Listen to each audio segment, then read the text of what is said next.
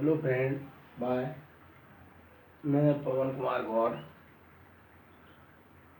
YouTube channel Pawan Gaur classes बाड़ी के माध्यम से आज गणित विषय में आपको पाइथागोरस प्रमेय या पाइथागोरियन प्रमेय को विस्तृत वर्णन के अनुसार समझाऊंगा। आप ध्यान से देखें।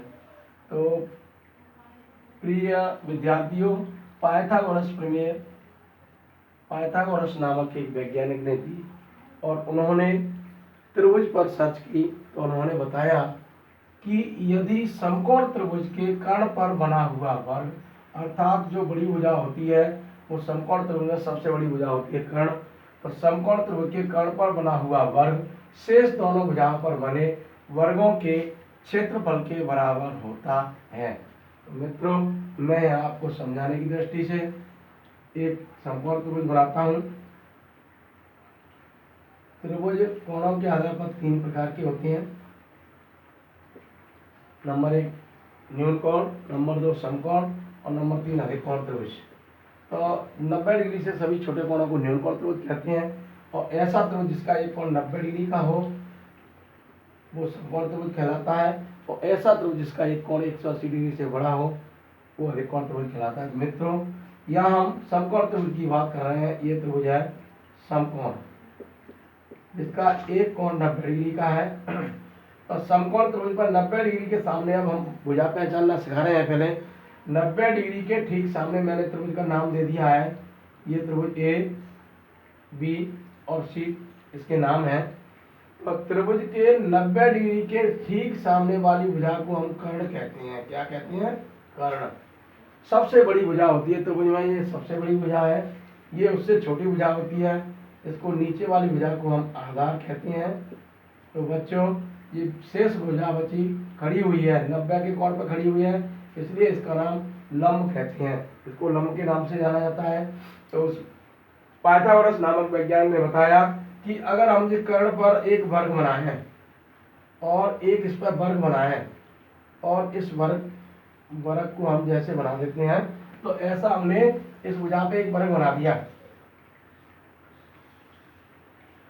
तो यदि हम समकोण त्रिभुज के कर्ण पर वर्ग बनाए और शेष दो भुजा बची आधार और लंब, इन पर भी वर्ग बनावे, तो जे वर्ग तुम्हारा है और ये भी वर्ग शेष भुजा पे बन गया। भुजा के अनुसार बनेगा, जितनी लंबी भुजा होगी, जितने सेंटीमीटर की होगी, उसी अनुसार हम और इस पे वर्ग बनाएंगे। तो मित्रों, समकोण त्रिभुज में देखो, जी वर्ग बन गया और ये कर्ण का वर्ग हो गया, ये आधार का वर्ग हो गया और ये लंब का वर्ग हो गया। तो देखो मित्रों, वर्ग का क्षेत्रफल का सूत्र हमने क्या सीखा है? तो वर्ग का क्षेत्रफल का सूत्र होता है हमारे पास वर्ग का क्षेत्रफल बराबर होता है भुजा स्क्वायर। भुजा स्क्वायर या भुजा पे घात दो। तो बच्चों, यहाँ पर हमारा जो कर्ण वाली भुजा है ना, तो कर्ण वाली भुजा हम यहाँ निकालेंगे। तो जो हमारी कर्ण वाली भुजा निकल गई, कर्ण बराबर हो गया कर्ण की जो भुजा है, तो कर्ण का नाम है यहाँ AC। AC भुजा देने तो ये बन जाएगा AC इंटू AC। दो AC हो गई, एक भुजा AC और एक भुजा AC हो जाएगी। समान चारों भुजा कैसी होती हैं? चारों भुजा बराबर होती हैं। इसी प्रकार इस वर्ग के दो निशान लगाए हैं मैंने, ये इस वर्ग के तीन निशान लगा रहा हूँ। तो वर्ग की सभी भुजाएं बराबर होती हैं। तो मित्रों, इसकी भुजा स्क्वायर करेंगे तो AC भुजा इसकी, तो AC गुणा AC करेंगे तो ये आ गया हमारा AC स्क्वायर। तो कर्ण स्क्वायर, कर्ण गुणा कर्ण कह सकते हैं इसको, कर्ण की भुजा दिया तो ये भी कर्ण है, तो कर्ण स्क्वायर बराबर हो गया AC स्क्वायर। और यहाँ हम देखेंगे बच्चों, आधार का स्क्वायर हो गया हमारा, आधार गुणा आधार करेंगे तो ये हो गया हमारा BC स्क्वायर। BC गुणा BC कर लेते हैं पहले, BC इंटू BC करो, फिर लिखेंगे BC स्क्वायर, BC स्क्वायर। और इसी प्रकार से लंब, और लंब का हम वर्ग करेंगे तो लंब का नाम है हमारा AB। तो AB इंटू AB और इनका गुणा करेंगे तो AB स्क्वायर। तो बच्चों, ये हमारा एक सूत्र बन गया कि कर्ण पर बना हुआ वर्ग है, तो ये हमारा सूत्र बन गया कर्ण का स्क्वायर और बराबर हो गई कर्ण के स्क्वायर बराबर हो गया आधार का स्क्वायर और धन लंब का स्क्वायर। तो बच्चों, पाइथागोरस प्रमेय ये परिभाषा लिखी है, इस परिभाषा से सूत्र बन गया कि समकोण त्रिभुज के कर्ण पर जो वर्ग बना हुआ है तो कर्ण की भुजा का स्क्वायर करेंगे और शेष आधार पर वर्ग बना हुआ है और लंब पर बना हुआ है तो कर्ण का स्क्वायर बराबर आधार का स्क्वायर धन लंब का स्क्वायर। ये हमारा पाइथागोरस प्रमेय का पहला सूत्र बन गया। अब बच्चों जब कर्ण नहीं दिया हो तो आधार लंब दिए हो तो इससे निकाल लेंगे, लेकिन दूसरा सूत्र मैं इसी से बना देता हूँ। जब हम आधार निकालना हो हमें तो देखो बच्चों आधार का स्क्वायर और लंब इधर धन का है, इधर जुड़ रहा है तो इधर आके घट जाएगा, तो ये हो गया हमारा कर्ण का स्क्वायर माइनस लंब का स्क्वायर। ये हमारा दूसरा फॉर्मूला बन गया पाइथागोरस प्रमेय का। और तीसरा फॉर्मूला मेरा मित्रों इससे बना रहा हूँ तुम्हारे सामने ही, एक सूत्र याद करना है बस ये वाला, लंब का स्क्वायर से बना रहा हूँ। और लंब का स्क्वायर तो इधर है तो इधर रख लेता हूँ और इसको इधर पक्षांतर करेंगे तो कर्ण के स्क्वायर में से आधार का स्क्वायर घट जाएगा। बस कहने का मतलब ये है मित्रों, अगर कर्ण निकालना है तो दोनों भुजाओं का योग करना है वर्गों का, आधार निकालना है तो कर्ण के वर्ग में से लंब का वर्ग घटाना है, और लंब स्क्वायर निकालना है तो कर्ण स्क्वायर में से माइनस आधार स्क्वायर घटाना है। तो बच्चों कुछ इस प्रकार के भी सवाल होते हैं। चौथा सूत्र हो गया हमारा पाइथागोरस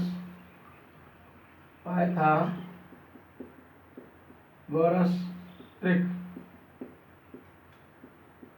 तो ये पाइथागोरस ट्रिक बन जाती है। बच्चों ध्यान से देखें कि पाइथागोरस यानी समकोण त्रिभुज में 3 भुजा होती हैं। तो ये हमारे पास कर्ण की भुजा है ये, और आधार की भुजा और लंब की भुजा। तो पाइथागोरस ट्रिक याद करने का सवाल सूत्र है 2m m square plus 1 m square minus 1।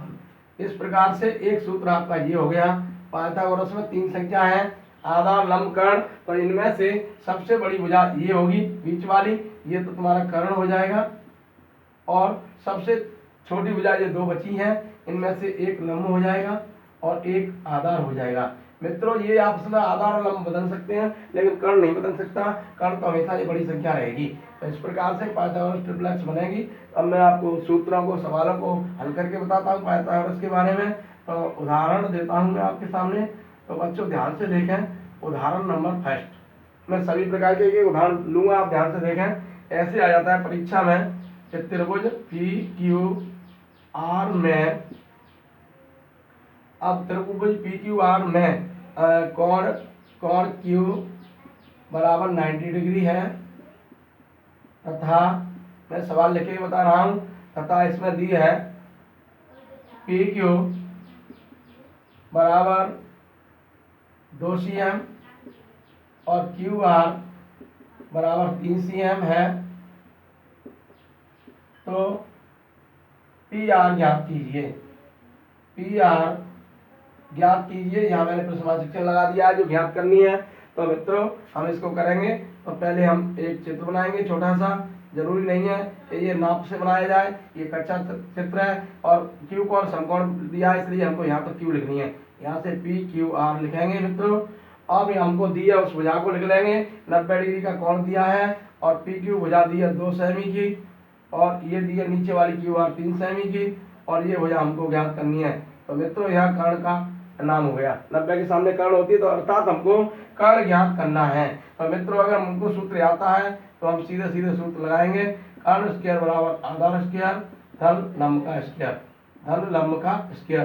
तो मित्रों हम इसको गणितीय रूप में लिखना चाहें तो पी आर हो जाएगी, पी आर स्क्वायर बराबर आधार हमारा क्यू आर हो जाएगा, क्यू आर का स्क्वायर धन पी क्यू का स्क्वायर। तो मित्रों पी आर हम ज्ञात करना है, क्यू आर दी है हमारे पास 3 सेमी, 3 का वर्ग और 2 का वर्ग, 3 और 2 और जे लिखिए मैंने 3 4, इसको मैं 4 इसको 4 कर लेता हूँ, इसको लंब को 4 से वो क्या है कि तुम्हारे जो उत्तर है वो पौंडा में नहीं आएंगे।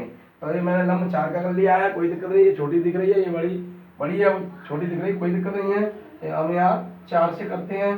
तो अब हमने पूरा थोड़ा सा बदल दिया है।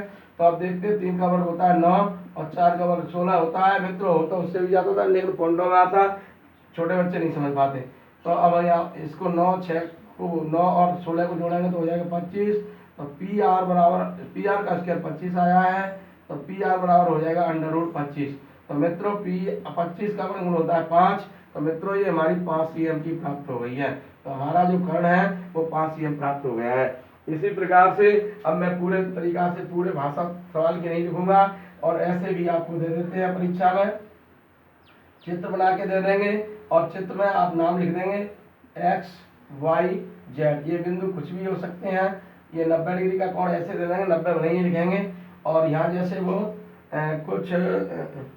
कुछ एक संख्या लिख सकते हैं वो, जैसे कि ये 5 है, ये यहाँ 13 दे दिया है 13 cm, ये 5 cm दे दी है, और यहाँ मैंने प्रश्नवाचक चिन्ह लगा दिया। तो बच्चों ऐसे भी सवाल पेपर में आ जाता है, अज्ञात भुजा को याद कीजिए, या एक्स लगा सकते हैं वो, या वाई लगा सकते हैं, कोई सा भी अक्षर लिख सकते हैं। तो बच्चों यहाँ हम करेंगे पहचान के, ये 90 डिग्री का कोण है और समकोण त्रिभुज है, और समकोण त्रिभुज में ये कर्ण हो गया हमारा, और ये हमारा लंब हो गया, और ये आधार हमको ज्ञात करना है। तो बच्चों अब हम आधार वाला सूत्र लगाएंगे, ये 2 नंबर। तो अब हम आधार का स्क्वायर करेंगे और लंब का स्क्वायर, सॉरी कर्ण का स्क्वायर, कर्ण के स्क्वायर में से और लंब का स्क्वायर हम घटा देंगे बच्चों।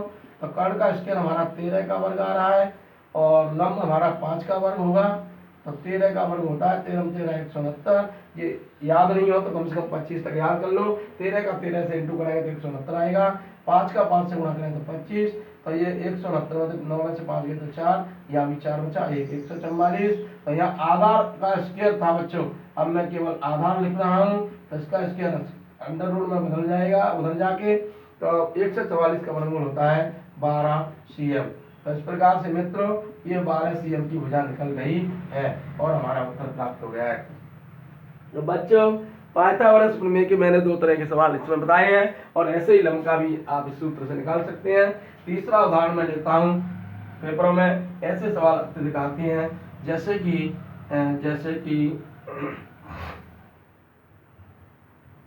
पाइथागोरस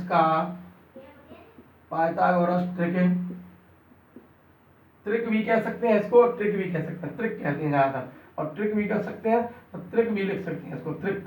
पाइथागोरस ट्रिक का एक सदस्य 8 है, तो शेष ज्ञात कीजिए।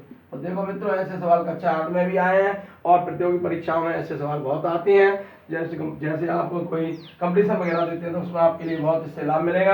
ऐसे पाइथागोरस ट्रिक का एक सदस्य 8 दिया हुआ है, और शेष 2 सदस्य बचे, वो हमको ज्ञात करने हैं। यहाँ पर लिखा नहीं रहता है कि कौन सा सदस्य है, तो बच्चों हम यहाँ इसको प्रथम सदस्य मान लेते हैं। तो हमारा पाइथागोरस ट्रिक का सूत्र है 2m, और दूसरा m² + 1 और m² - 1। तो बच्चों हम यहाँ 2m बराबर फर्स्ट मान लेंगे, इसका हल करेंगे हम।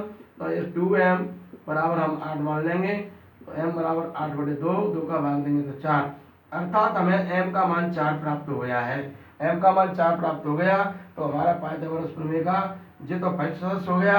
अब सेकंड सदस्य इससे निकालेंगे सूत्र से, तो m² + 1, सूत्र हर एक में लिखेंगे, 4 का वर्ग + 1, 4 का वर्ग होता है 16, और 16 में 1 जोड़ेंगे तो 17 हो जाएगी दूसरी हमारी पाइथागोरस संख्या। अब तीसरी हमारी पाइथागोरस संख्या होगी m² - 1, m का मान 4 ही रहेगा, और 4 का वर्ग -1, अर्थात 16 में से 1 गया तो हमारा 15 शेष बचा। अतः हम तीनों त्रिकोणों को एक साथ उत्तरमाला में देख पाएंगे। अतः पाइथागोरस त्रिक बराबर होता है, देखो बच्चों बहुत से बच्चे इस m को 4 को लिख देते हैं, लेकिन गलत है। एक सदस्य 8 दिया है, उसको लिखना है, तो 8 पहला सदस्य हो जाएगा, और दूसरा 15 और तीसरा 17, इनको हम आरोही क्रम में जमा देंगे। इस प्रकार से मित्रों पाइथागोरस त्रिक का इनमें से कोई सा भी ऐसे सवाल परीक्षा में आ सकता है।